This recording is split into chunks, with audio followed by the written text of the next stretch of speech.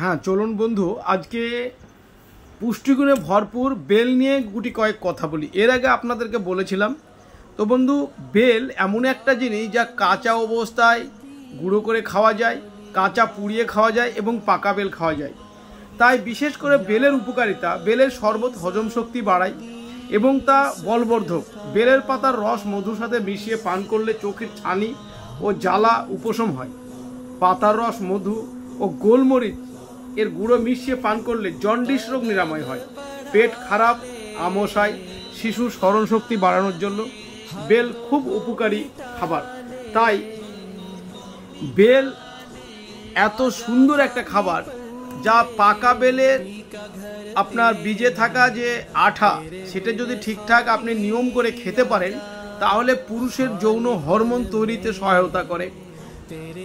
সর্বোপরি পায়খানা ক্লিয়ার হয়, পেটে হজম শক্তি বাড়ায়, পেটের গ্যাস দূর করে এবং যাদের বিশেষ করে নারী ও পুরুষের বীর্য পাতলা হয়ে যায় সেই বীর্য গাঢ় করতে এই পাকা বেলের তুলনা হয় না।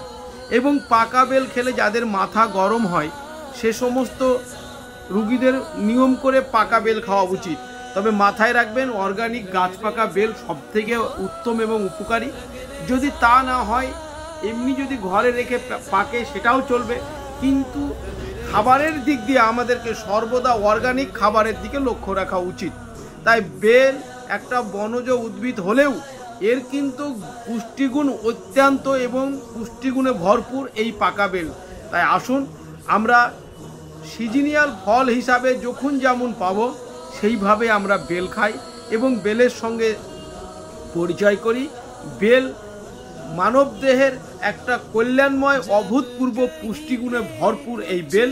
এবং এই বেলের ক্ষেত্রে আপনাদেরকে বলবো যে আপনারা বেলের বীজ সহ, পাকা বেলের বীজ সহ খাবেন, কেননা পাকা বেলের বীজ অত্যন্ত উপকারী এবং সর্বদা আপনার স্বাস্থ্যের জন্য কাজে লাগে। এবং পাকা বেল সর্বক্ষেত্রে ব্যবহার করলেও কেউ খালি পেটে কিন্তু পাকা বেল খাবেন না।